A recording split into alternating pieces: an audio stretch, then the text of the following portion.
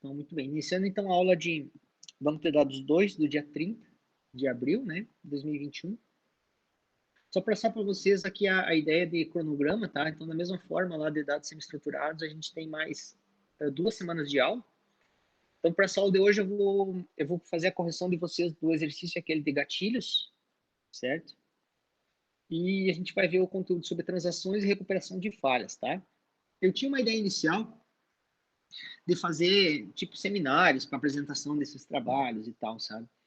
Mas, devido ao semestre ser mais curto agora, né, então eu vou fazer as apresentações dos tópicos principais dentro de cada um, né, dos conceitos principais dentro de cada um desses conteúdos, tá? Então, a gente vê hoje também a parte de transações e recuperação de falhas, porque elas estão bem associadas, né? Estão trabalham de forma conjunta. Daí, na semana que vem, a gente vê a parte de processamento de consultas, controle de concorrência e banco de dados distribuídos, tá? Essa é uma parte um pouco mais conceitual, né? Que a gente vai procurar entender alguns componentes do SGBD, certo? Então, vocês devem saber que quando a gente instala um sistema de gerência de banco de dados, ele tem um conjunto de componentes. Então, ele não é só um local de armazenamento de dados, né? Na realidade, ele é um local de gerenciamento de dados, porque ele possui uma série de componentes que permitem que a gente possa gerenciar esses dados de forma correta. Então, a gente vai ver alguns conceitos que são bem interessantes, né? E vocês vão entender como que funciona esses componentes de gerenciamento de dados, né? E vocês vão ter que entender também que né, que você utiliza essa arquitetura de banco de dados, você tem muito mais recursos, né?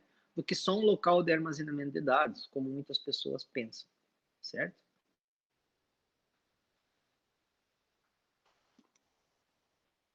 Então vamos lá.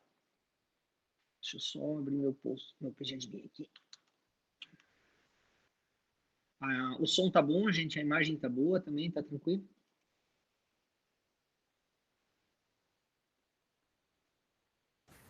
Enquanto aqui tá ok.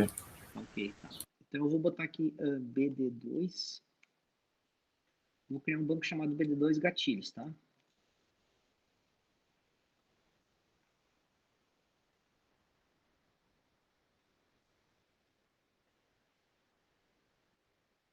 Vou abrir aqui meu Query Tool. Eu já disponibilizei para vocês aqui, pessoal, aula do dia 30, tá?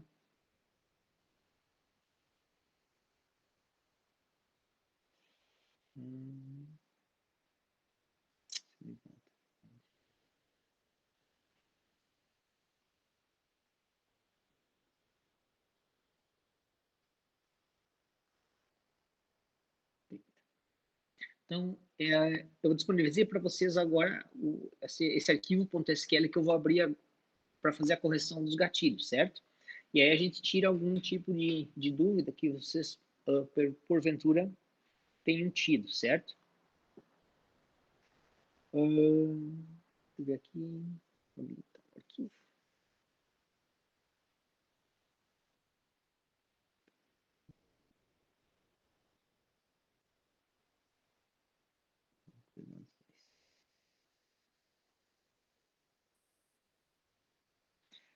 Então, assim, ó, o que era atividade, né? A atividade era vocês criarem aquele banco de dados que eu havia proposto, né?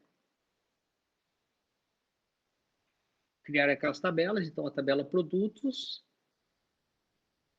criar ela, criar a tabela de vendas e criar a tabela vendas produtos, certo? Agora eu estou fazendo alguns insert em produtos, estou fazendo alguns inserts em vendas, tá? Só, na realidade, uma venda eu estou inserindo aqui, tá? Então, eu vou ter aqui... eu só diminuir um pouco, fica mais fácil.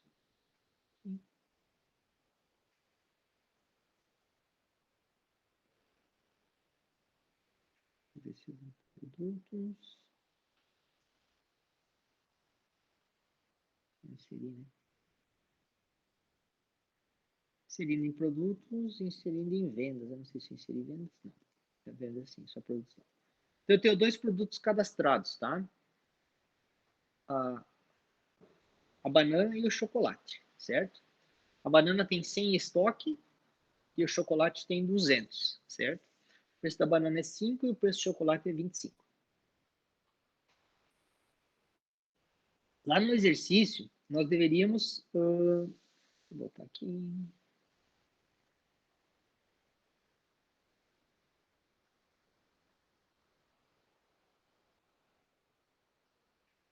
Exercícios, gatilhos.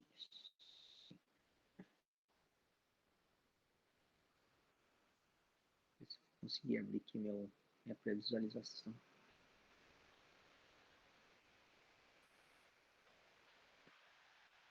Não tá abrindo.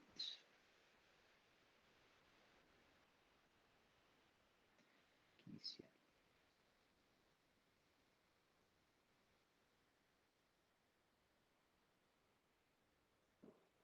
Tá? No exercício, vocês tinham que fazer o quê? Deixa eu pegar aqui no Word.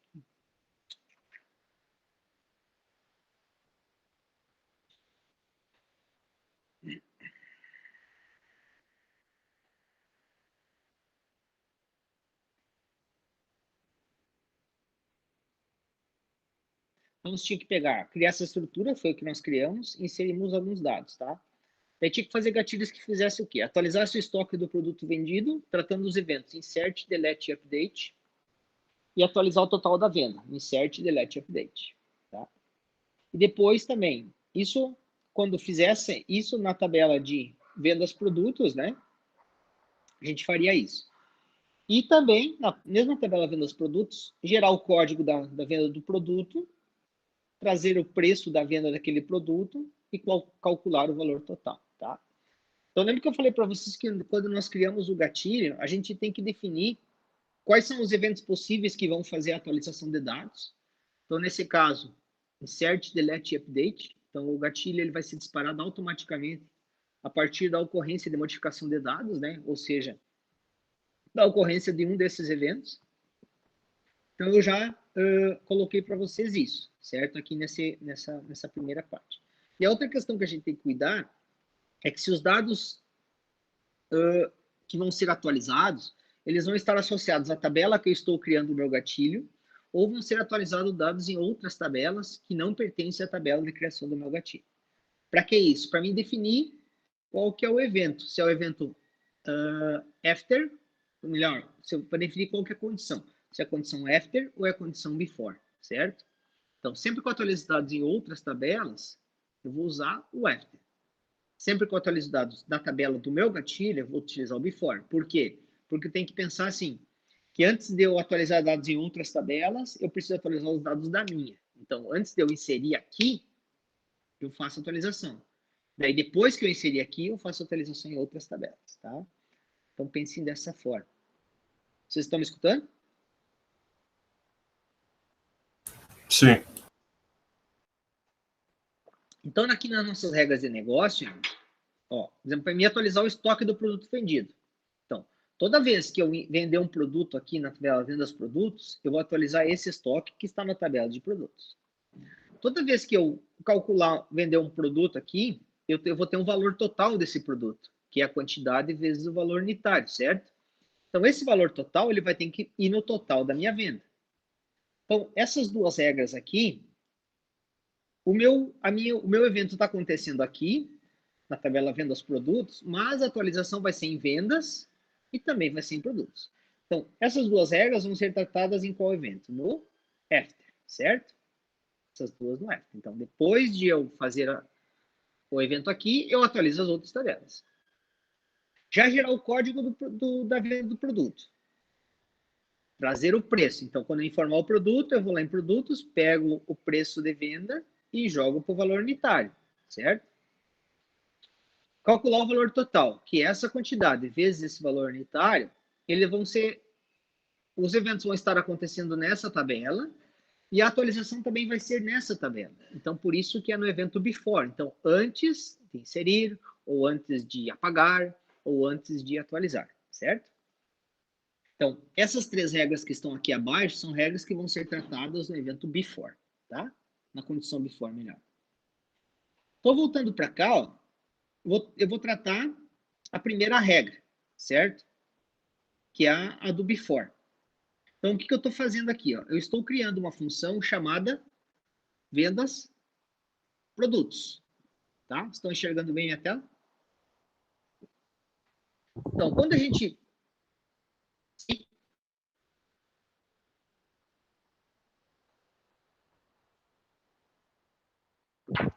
Sim. Tá. Olha só. Você tem que pensar assim, ó, que quando eu crio um gatilho, a diferença do gatilho para a função é que ele é disparado automaticamente pela CGBD quando acontecem os eventos de modificação de dados. Se eu quero chamar uma função, eu preciso ter uma chamada explícita. Eu preciso dizer assim, ó, executa a função tal, certo? Eu que vou dizer isso. No caso aqui dos bancos de dados ativos, né, o gatilho ele é disparado automaticamente, então ele é capaz de detectar a ocorrência desses eventos, de modificação de dados e executar as regras que estão associadas. Então, um gatilho vai sempre chamar uma função de gatilho. Então, o gatilho ele define quando que ele vai ser disparado, qual que é a condição, e na função de gatilho eu trato a regra de negócio, certo?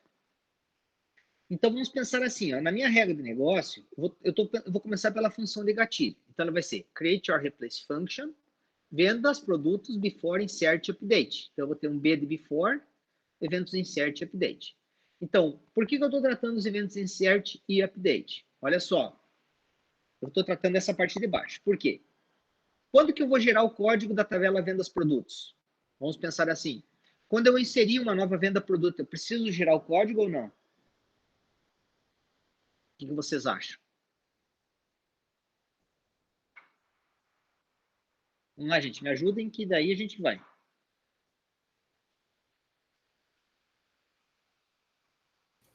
Acho que sim. Sim, né? Quando eu apagar um registro na tabela vendas produtos, eu preciso gerar o código da tabela vendas produtos?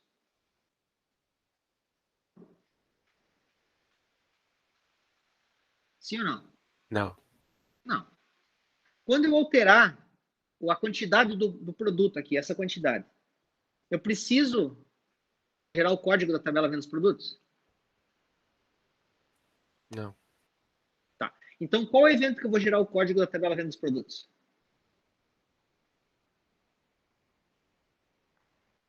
Insert, delete, Quando eu criar update. uma venda insert. Quando eu fizer somente o insert, certo? Então, eu vou tratar essa regra somente no evento insert, ok? Quando que eu vou trazer agora eu vou fazer uma pergunta para você assim. Quais eventos que eu preciso trazer o preço do produto a ser vendido?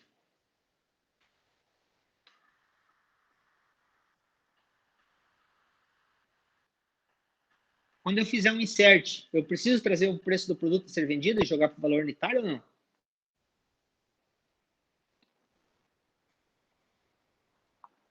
Sim. Sim. Isso que eu estou perguntando para vocês são as perguntas que vocês têm que se fazer, né? Quando vocês forem montar as regras de vocês. Beleza. Quando eu vou pagar um registro na tabela venda dos produtos, eu preciso trazer o preço do produto a ser vendido ou não?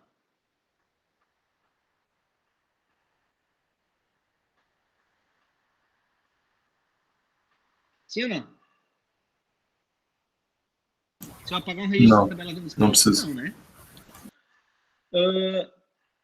Se eu alterar algum campo desses aqui, ó, quando que eu vou trazer o valor unitário novamente?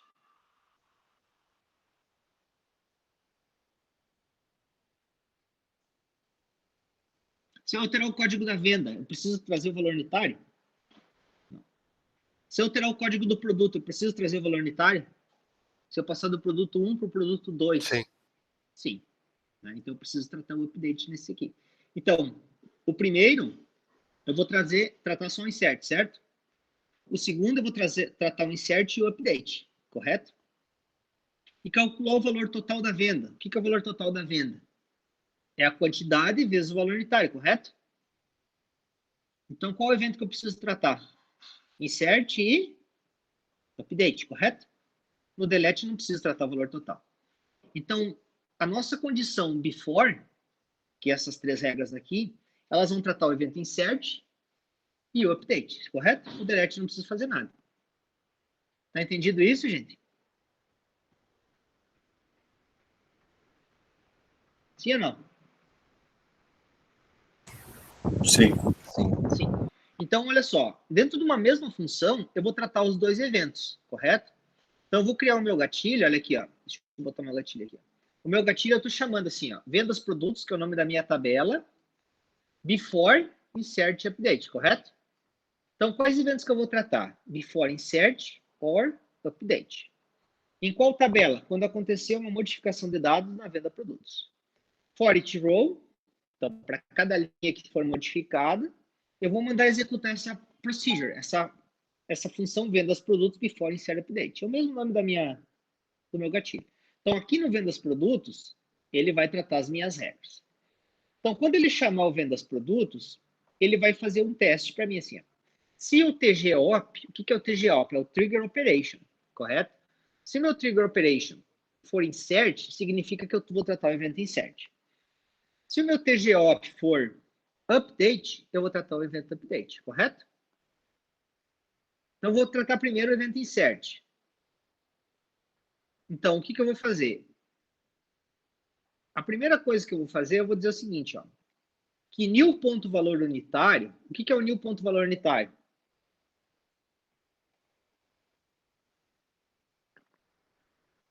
Vocês lembram da variável new? O que ela faz?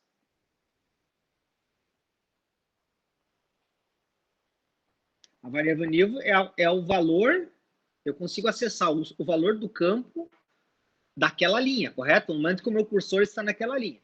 Então, eu vou dizer o seguinte, ó, que new ponto valor unitário, lembrando que no insert a gente só tem new, no delete a gente só tem old, e no update a gente tem as duas, new e old, correto? Lembra que eu expliquei isso na aula passada para vocês, né? Então, new ponto valor unitário vai receber o quê? Vai receber o preço. Esse preço da onde? Da tabela de produtos, onde o código, esse código é lá da tabela de produtos, é igual a new.produto. Correto? Então, esse new. Pode falar. Ô, professor, como é que é o esquema quando tu faz um delete só tem old? Por exemplo, assim, ó, porque o new, ele vai ficar nulo. Entendeu?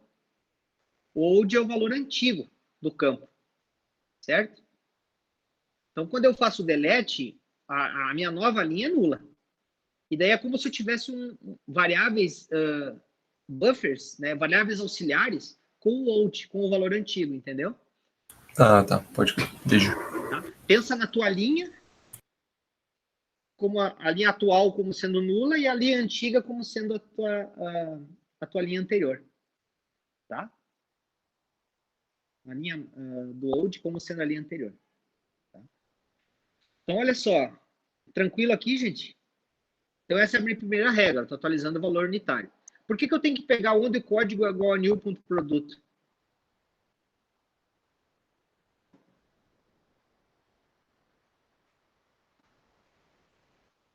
Me ajudem aí, gente.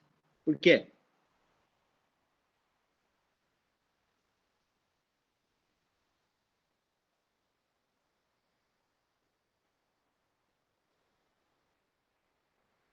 Estamos Porque escutando? é o da linha atual que ele tá passando.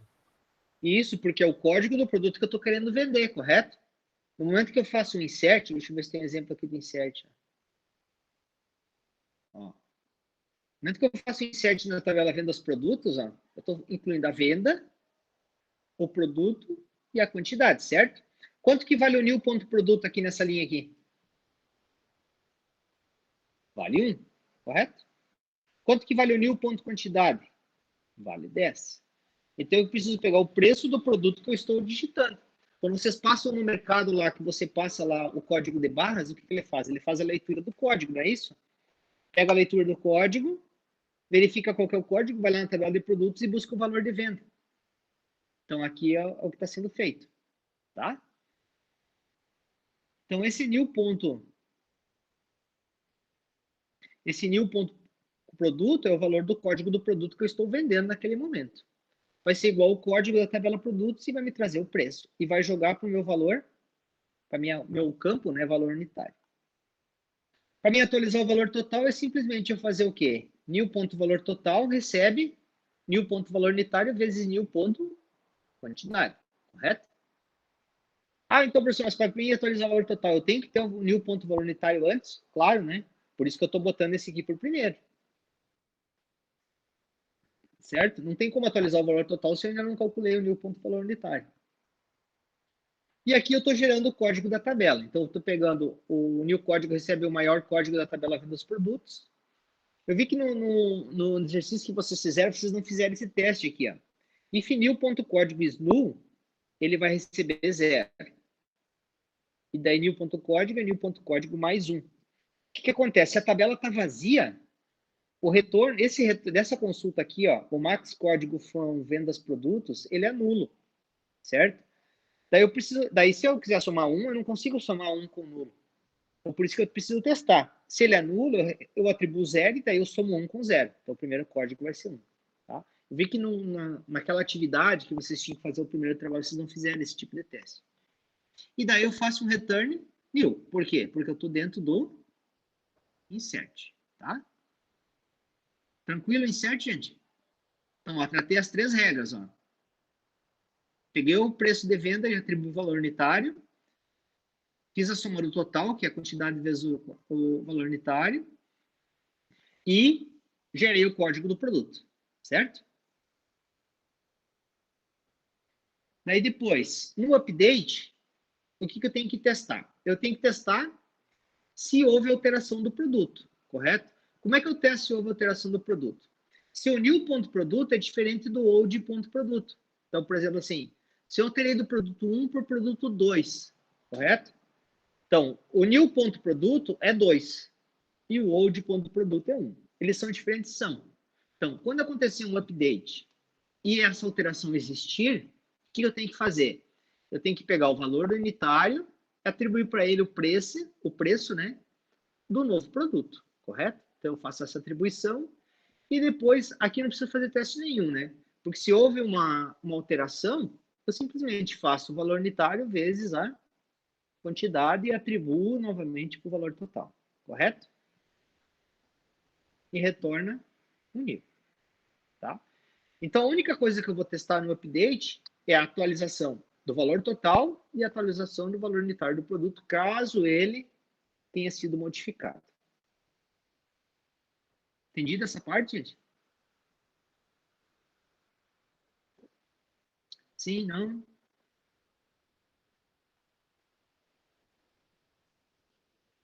Sim.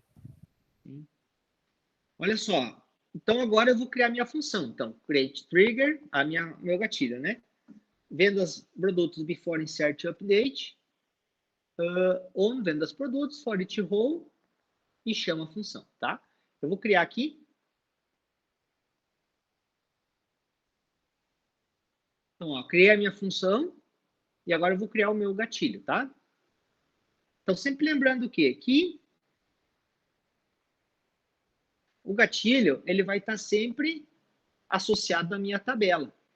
Tá? Então, se eu quiser aqui, ó, tabela vendas produtos, ó, vocês vão ver que eu tenho aqui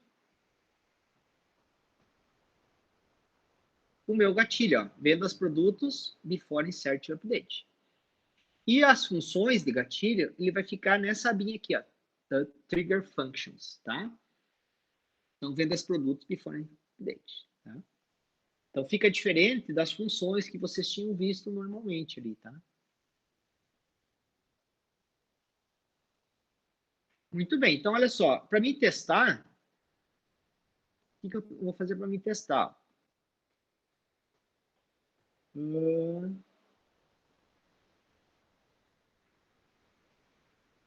Eu vou criar os outros, daí depois a gente testa tudo junto, pode ser? Então, olha só. Agora eu preciso tratar o evento,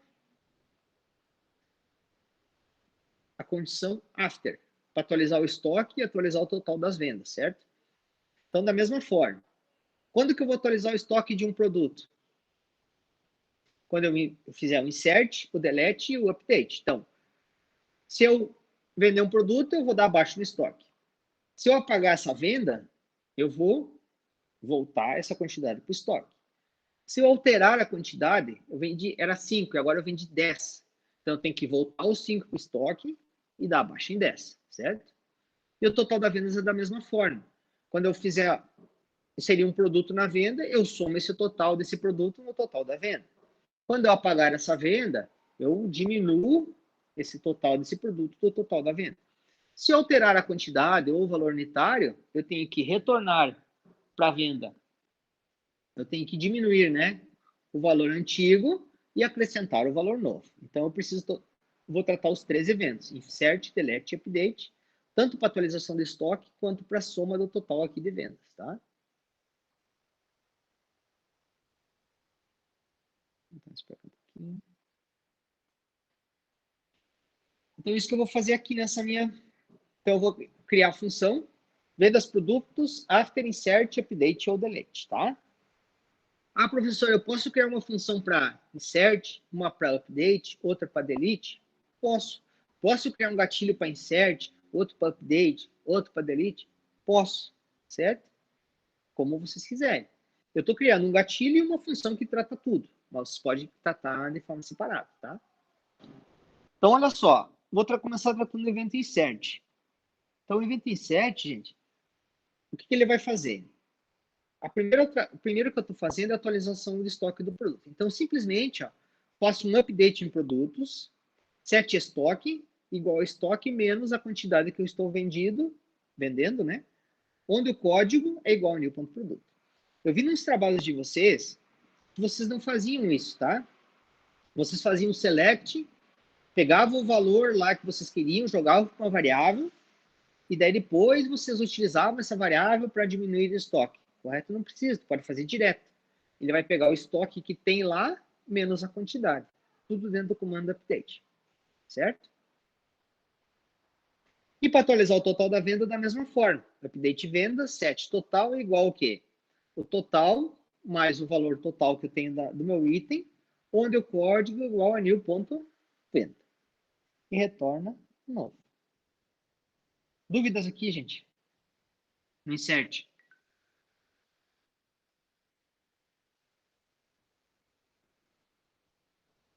Tranquilo?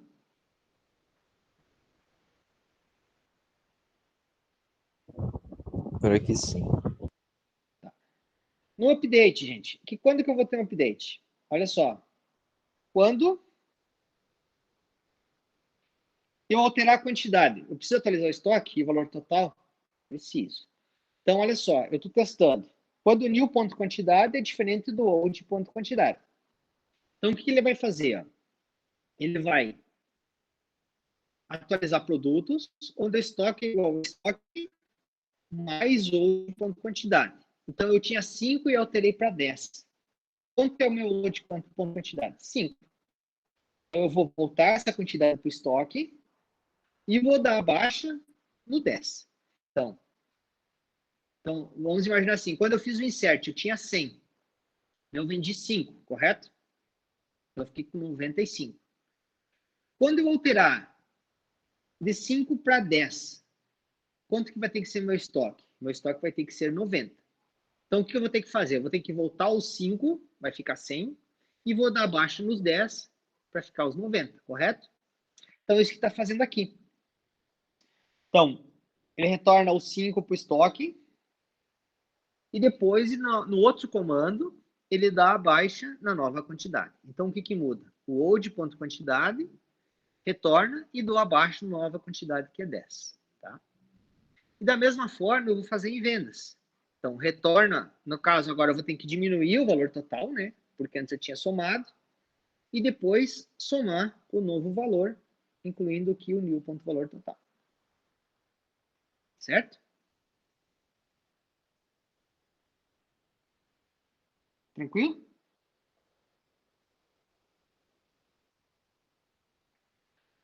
Olha só, outra questão que eu estou vendo aqui é assim, se eu alterar o valor unitário, por exemplo assim, aqui eu estou alterando a quantidade, correto?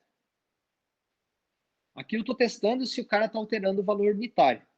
Então, se eu alterar o valor unitário, eu não preciso mexer no estoque, correto? Porque não tem nada a ver com o estoque. Então, ele só vai atualizar em vendas o total. Então, ele vai retornar o valor antigo e vai atualizar o novo valor.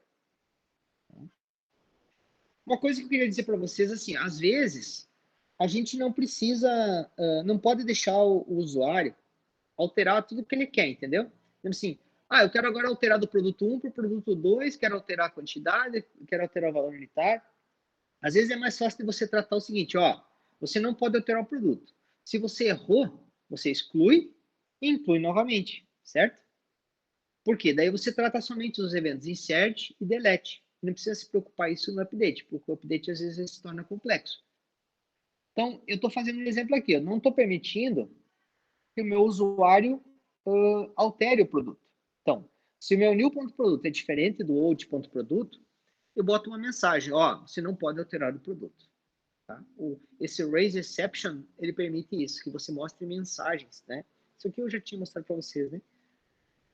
Tá? Então, esse exception, ele vai dar uma exceção ali, vai mostrar para vocês. Então, ele vai dar um cancel, ele não vai permitir que você faça essa alteração e, por consequência, não vai executar as outras regras, tá?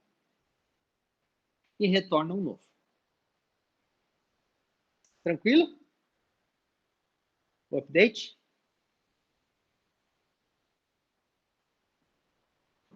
E por fim, gente, o delete. Tá? Então, quando ele apagar uma venda, o que eu tenho que fazer? Aquilo que eu tinha falado para vocês antes. Eu tenho que pegar o estoque e somar no estoque a quantidade que o cara deletou. Correto? Só que agora eu não tenho mais o new aqui. Então, como é que eu faço a referência ao valor da quantidade? Usando o old. Como que eu faço referência ao produto que vai ter que voltar? Usando o old. Professor, mas eu preciso botar esse where? Claro, porque senão ele vai atualizar de todos os produtos, entender? Eu preciso daquele produto que está sendo apagado. E o total de vendas da mesma forma. Então, eu vou retornar, diminuir o valor total, porque ele não foi mais vendido, né? E vou, onde o código da venda lá é igual ao old.venda. Certo? E retorna o old aqui no delete. Deixa eu criar a função aqui.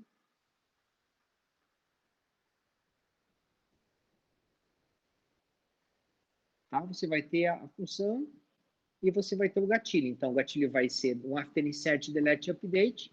Então, after insert or delete or update. Na tabela vendas produtos, para cada linha que for executada, né? E ele chama essa função onde eu tenho as minhas regras de negócio. Tá? Então, a gente vai ter 2 gatilhos e 2 funções de gatilho, certo? E agora, para você testar, você vai fazer vai fazer insert, vai testar, vai fazer update e vai testar, e daí tu vai verificando o que está sendo feito ou não. Eu vou pedir para vocês, quem não fez esse exercício, e faça isso que eu mostrei para vocês, e daí faça os testes para ver se está funcionando ou não, daí, tá? Dúvidas, gente, sobre gatilhos?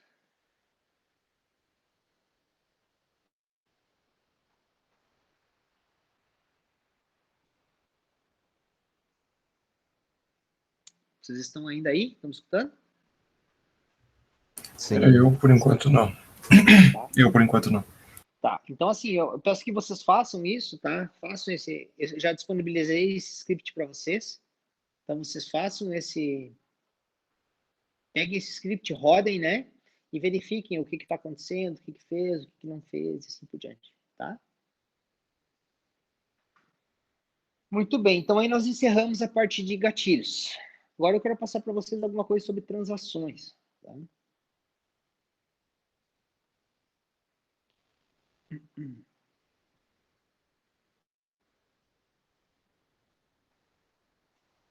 Vocês ouviram falar em transações ou não? Em banco de dados? Eu não. Tá. Então, o que vocês têm que pensar assim, que toda operação que é feita no banco de dados, ela é uma transação, certo? Por que isso? Porque é uma maneira de você gerenciar o que está acontecendo no banco de dados, tanto na questão de concorrência, quanto na questão de segurança, certo? Quanto na questão de dados distribuídos, né? Então, a transação é uma das partes fundamentais que a gente tem em sistemas de gerência de banco de dados, tá? Você poder gerenciar essa transação. Então, quando eu falo uma transação, ela pode ser somente uma operação, por exemplo, lá, um insert no banco de dados, isso é uma transação. Ou ela pode ser uma função que executa um conjunto de comandos, correto? Isso também é considerado uma transação. Então, vocês pensem assim, ó, toda vez que o SGBD ele recebe uma solicitação, uma requisição, ele vai dizer assim, ó, você é a transação tal. E daí ele vai poder tratar essa transação de uma forma isolada, correto? Como se ela fosse única dentro do banco de dados. Então, é como se você recebesse uma ficha, assim, né? Você vai num local, você recebe uma ficha de inscrição. E a partir dali, essa ficha de inscrição, ela vale dentro daquele contexto. Então, num banco de dados, no sistema de gerência de banco de dados, essas transações, elas são tratadas, lógico, dessa forma, tá? Pensando assim, uma maneira fácil de vocês entenderem. Então, a transação, ela se torna importante a partir do contexto que a gente usa esses GBDs, porque ela nos permite evitar uma série de problemas, tá? Então, toda transação que você tem no banco de dados, ela vai ter sempre um início, um processamento e um final, certo? Então, olha só, deixa eu botar aqui. Então, o que é uma transação, né? Então, todos os comandos que você receber no teu banco de dados, né, que atualiza um ou vários dados, ela é chamada como transação, certo? No Postgres, a partir do momento que ele encontra um begin e tem um end, ele já indica que aquilo ali é uma transação, certo? Então, ela vai ser sempre iniciada e depois vai ser finalizada. Um conceito importante que as transações tratam são as propriedades importantes das transações, são as propriedades que nós chamamos de ACID, certo? Isso, se vocês forem fazer algum concurso, depois, se vocês forem fazer o pós-comp, né?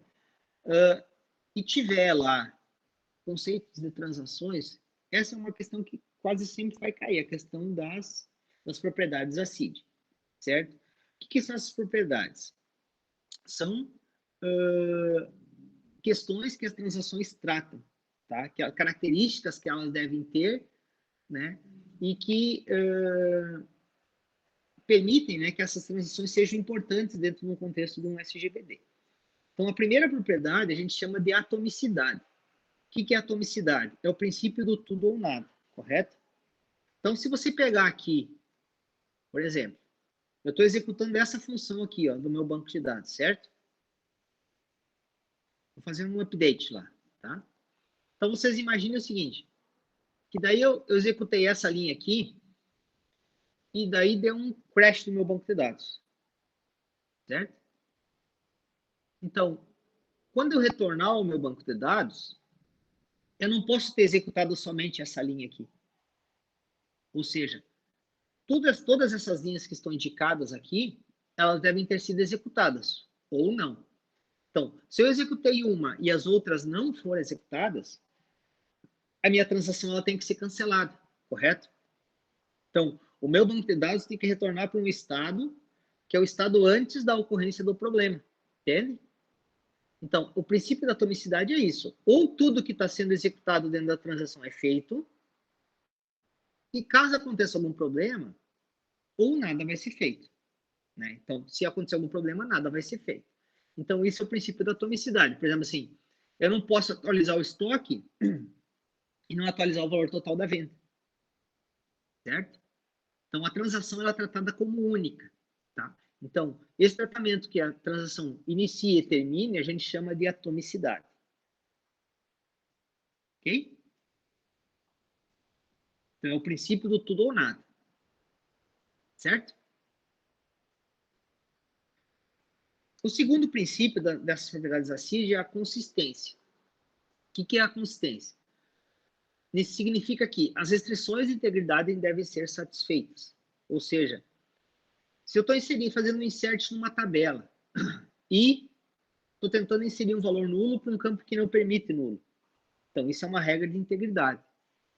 Então, ele não vai deixar eu inserir. Por quê? Porque essa regra não está sendo satisfeita. Então, a consistência garante que as regras de integridade do banco de dados sejam satisfeitas, sejam respeitáveis, certo? O isolamento. O isolamento é garantia contra transações concorrentes. Então, se eu tenho duas transações que querem atualizar o estoque, ele vai botar uma ordem nessa transação. Enquanto essa aqui não terminar de atualizar o estoque, essa outra não vai poder atualizar o estoque, entender? Então, ele vai deixar ela bloqueada. A gente vai ver depois que existem técnicas de bloqueio. Então, ele vai bloquear essa transação vai bloquear aquele recurso, né? Enquanto ela não liberar, essa outra transação não vai poder acessar ele. Então, essa é a propriedade do isolamento, ou seja, cada transação ela vai ser tratada como única dentro do meu SGBD, dentro do meu banco de dados. Certo? E a última propriedade é a durabilidade, ou seja, caso aconteça algum problema, eu tenho que voltar o meu banco de dados para um estado íntegro, correto? Então, o meu banco de dados ele tem que ter mecanismos que, se acontecer algum problema durante uma determinada operação, certo? Essa operação ela tem que ser desfeita. E ela tem que voltar o meu banco de dados para o estado antes que essa operação aconteça. Certo? Conseguiram entender, assim, o que são as propriedades da CID? Atomicidade, consistência, isolamento, durabilidade? Sim. Sim. Então, olha só. As transações, elas têm estado. Então, inicial, parcial, ela pode ter sido tarifada, abortada ou efetivada. Tá? Então, aqui mais ou menos eu tento mostrar isso. Ó. Você inicia a transação, se ela for bem sucedida, é feito um commit. Não sei se você já ouviu essa palavra commit. Certo? O commit ele força a gravação, força o encerramento da transação, e daí todos os buffers de memória que estão relacionados a essa transação, eles vão ser persistidos. Tá?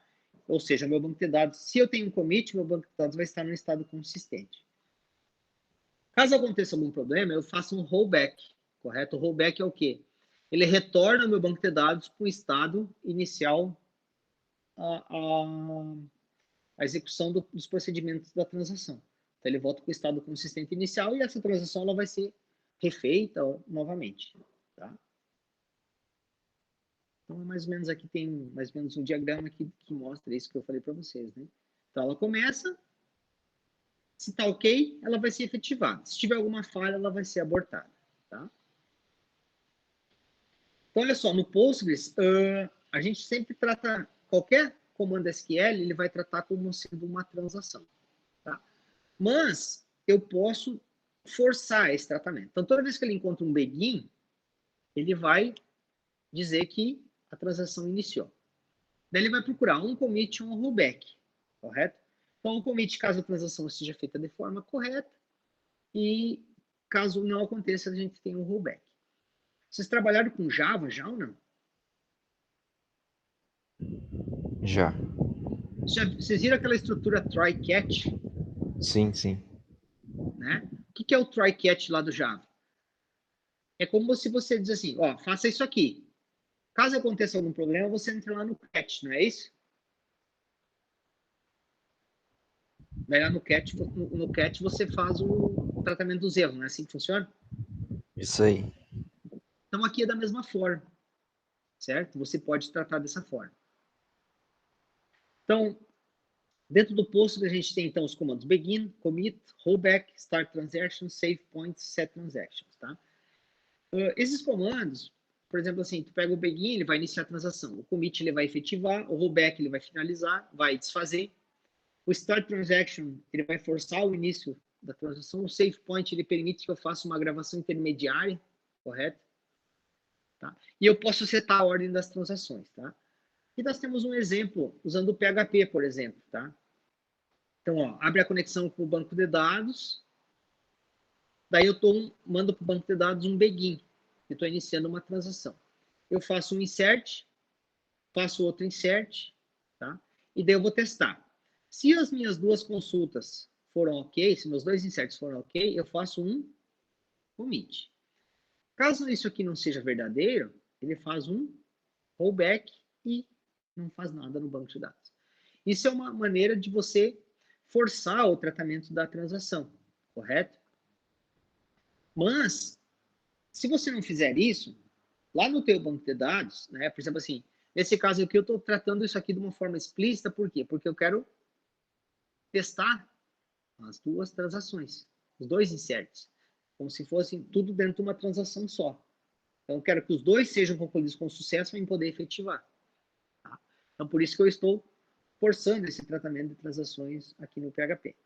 Tá? Dentro do banco de dados, eu posso usar uma estrutura semelhante a um try-catch.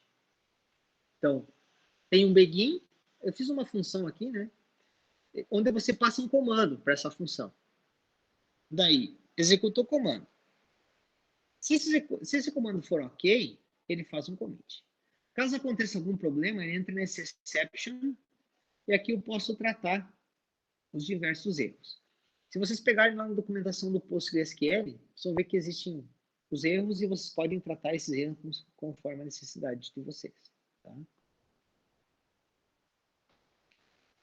Que mais?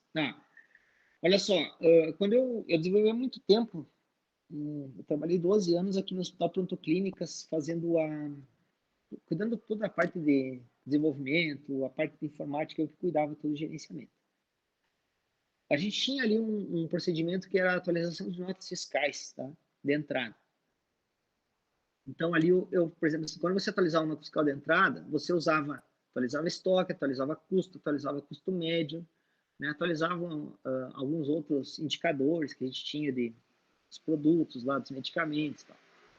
Então, quando eu iniciava o processamento, eu dava um begin transaction na minha aplicação. Daí, depois, quando ele processava tudo, eu mostrava uma mensagem para o meu usuário, para ele confirmar a execução. Dava um resumo ali e confirmava a execução. Quando ele confirmava a execução, eu dava um commit, certo? Quando ele não confirmava a execução, eu dava um rollback. Tá?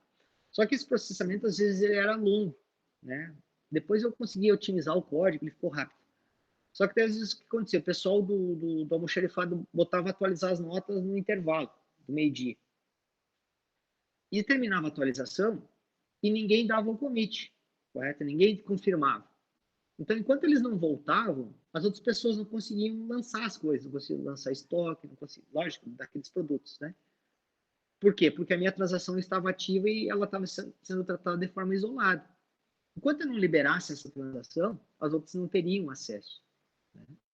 Então, dependendo do que você precisa, você vai precisar tratar essa questão das transações de forma forçada ou explícita, não só pelo banco de dados, tá? Dúvidas, gente?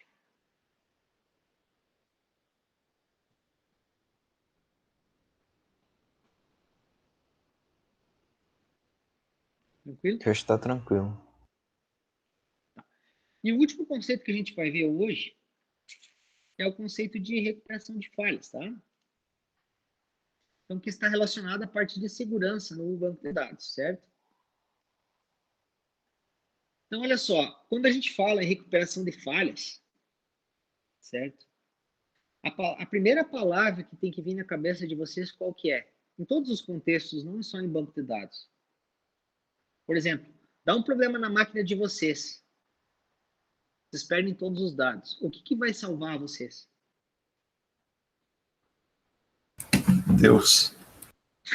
Deus, pode ser. Né? O que vai salvar vocês?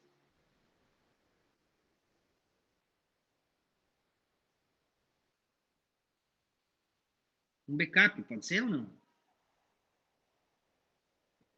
Você sabe o que é um backup, né? Autor do campeonato. Sim. Então, olha só. Um backup vai salvar vocês. O que é o backup? O backup nada mais é do que uma redundância. Ou seja, uma cópia dos teus dados ou daquela tua máquina naquele momento, certo? Então, em banco de dados é a mesma forma. Então, a palavra fundamental, quando a gente fala em segurança em banco de dados, é você, caso aconteça algum problema, você ter o teu banco de dados num estado consistente. Como que você tem isso? Você tendo a garantia que você tem uma cópia dos seus dados no momento antes que a falha aconteceu. Certo? Então, Essa essa é a questão, certo? Então, olha só, não sei se vocês viram agora esse ataque hacker que teve ao Tribunal de Justiça do Rio Grande do Sul aí, né? Chegaram a ver isso ou não? Eu não vi. Daí ninguém, os magistrados, os juízes não estavam conseguindo ter acesso a mais nenhum dado. Então, o que garante se eles não conseguirem recuperar isso e que as pessoas tenham acesso não aos processos? Só se tiver uma cópia de segurança disso, ou replicado em uma outra máquina, ou um meio físico, alguma coisa que diferencia, entendeu? Então, a palavra fundamental é redundância, tá? Que mais? Então, a ideia é o quê? Que você consiga retornar o teu banco de dados para o estado antes da falha. Tá? Então, a gente chama isso de um estado consistente, certo? Então, a gente tem vários tipos de falhas, né? Então, pode ser quebra de disco, pode ser interrupção de rede, falha de energia, erro de software, incêndio, sabotagem, deadlocks, entre outros, tá? Já ouviram falar em deadlocks?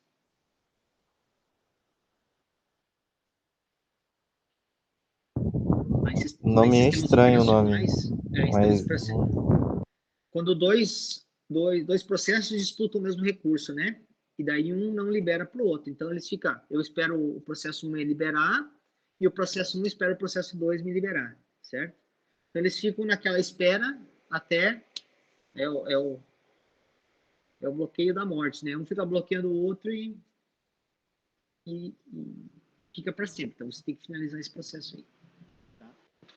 Então o SGBD ele precisa garantir então as 4 propriedades das transações. Então, atomicidade, consistência, isolamento e durabilidade, aquilo que a gente viu antes, tá? Então, a recuperação de falhas, a palavra-chave é redundância, certo? Em qualquer contexto, a palavra-chave vai ser redundância. Ah, mas o banco de dados ele faz redundância quando ele está tratando de transações? Claro que ele faz. Ele usa logs, ele usa cópias daquela estrutura, certo?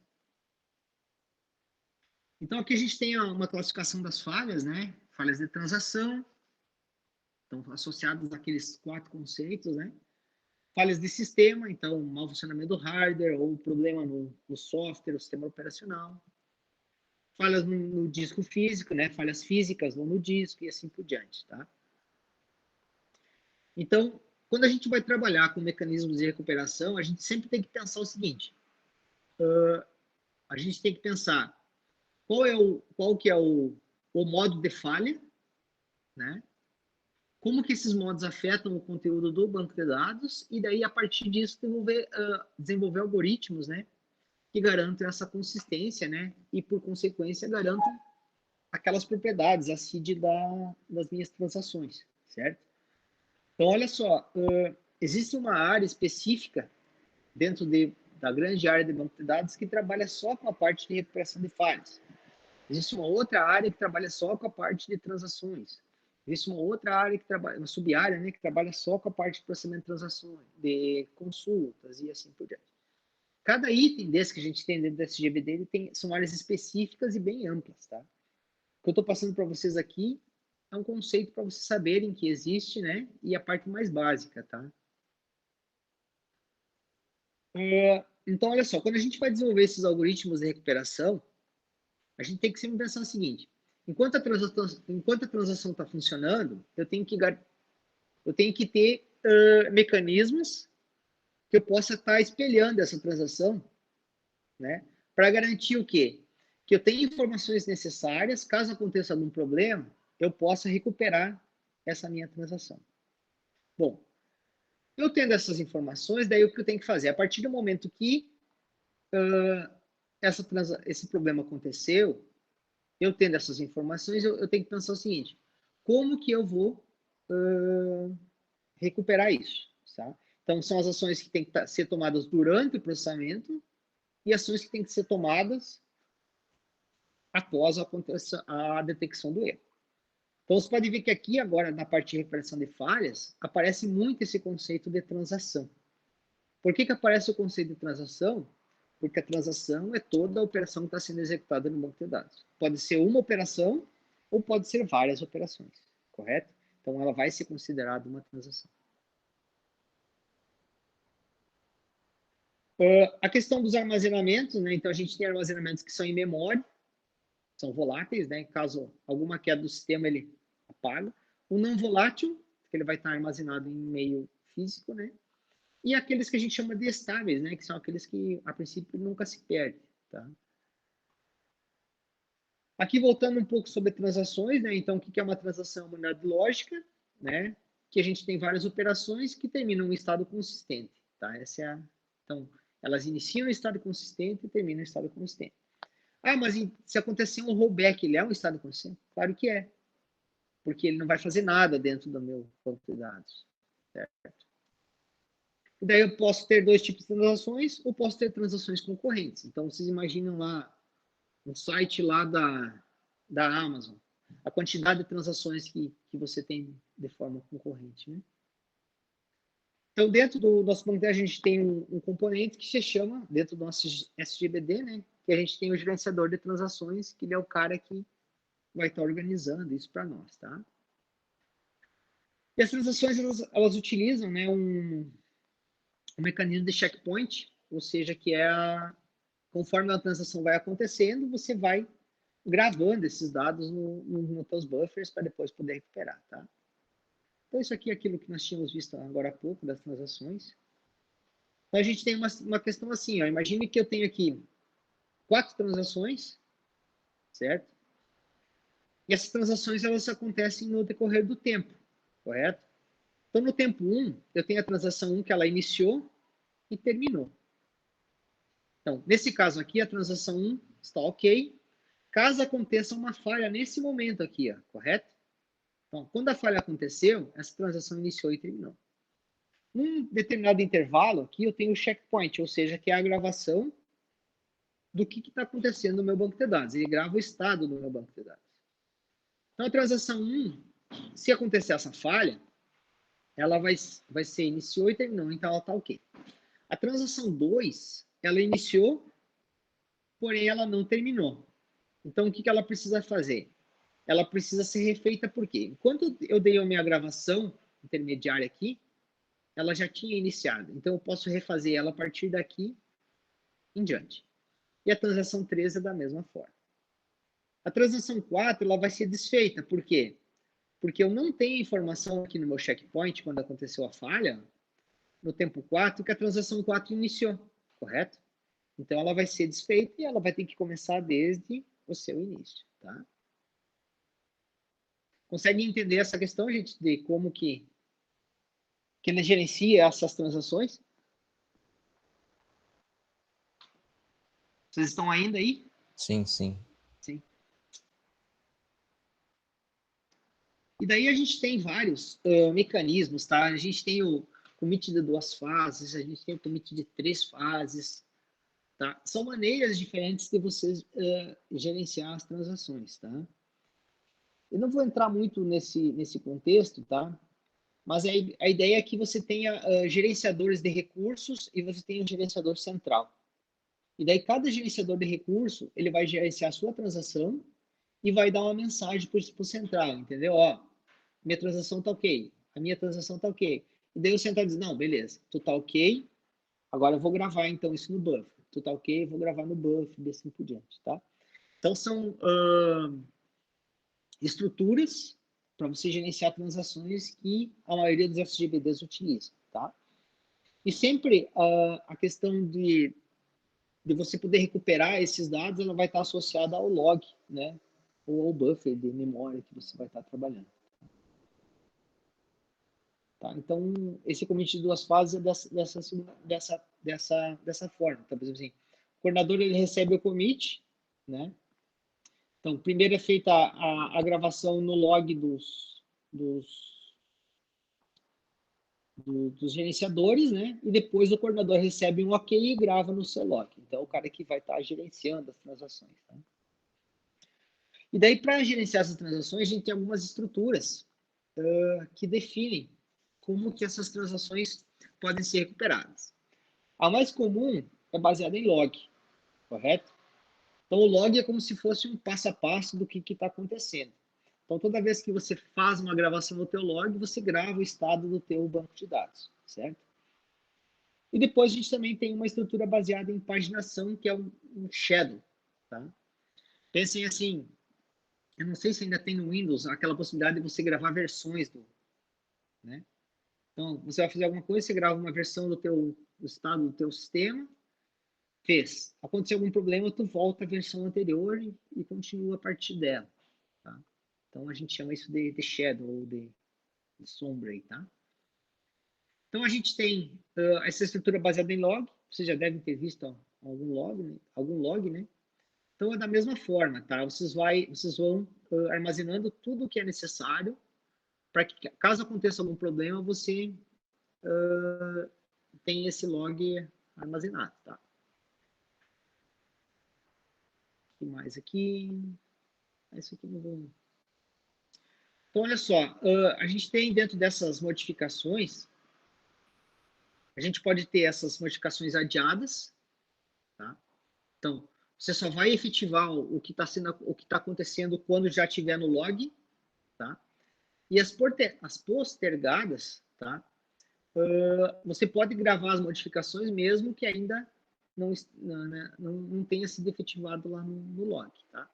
Só que daí você tem aquela questão, se acontecer algum problema, você pode desfazer ou pode refazer. Então, o undo ou o redo, tá? Então, são técnicas que você tem para gerenciar como funciona o teu log e assim por diante. E a segunda estrutura é uma estrutura de paginação, tá? Essa estrutura de paginação, ela é bem semelhante ao que vocês devem fazer assim. Se vocês precisam modificar a estrutura de um arquivo de configuração, correto? O que vocês fazem? Primeira coisa que vocês fazem uma cópia desse arquivo de configuração e deixam ele guardado, correto? Então, no início, ó, você cria uma cópia, que é essa shadow, do que está acontecendo hoje. Daí você faz as alterações na tua página atual, correto? Se está tudo ok, a tua página atual, ela permanece como sendo normal e tu descarta a tua página que tu fez a cópia, correto? Se acontecer algum problema, você descarta a atual e retorna a tua configuração anterior, certo? Então, essas estruturas de paginação ela funcionam dessa forma. Então, fez a modificação, fez uma cópia, fez a modificação, tá ok, você descarta essa cópia.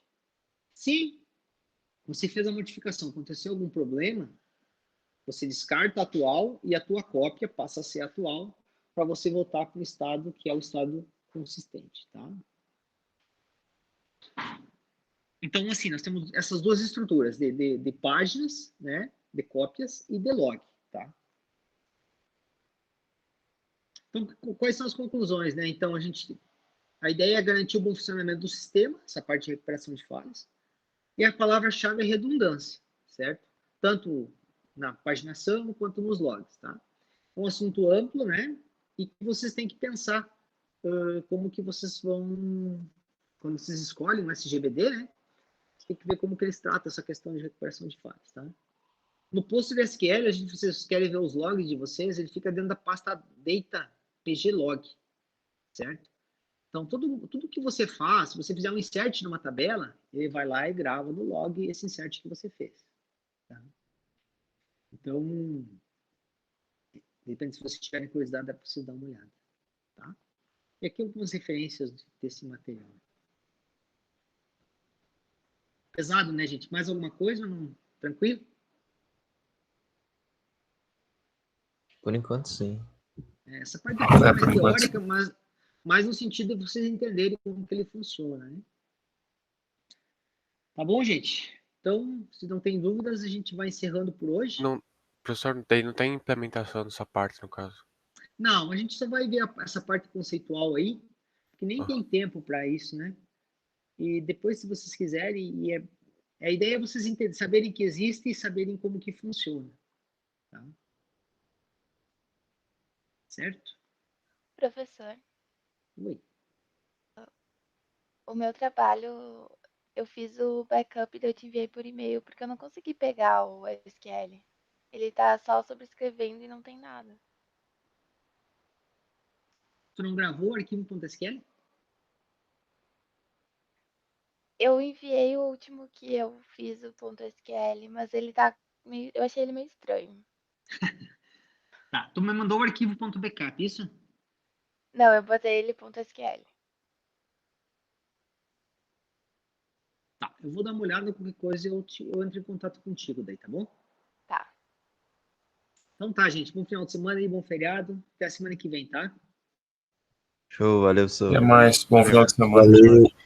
Aí, se conseguir depois disponibilizar a aula, eu queria dar uma Sim, já revisada.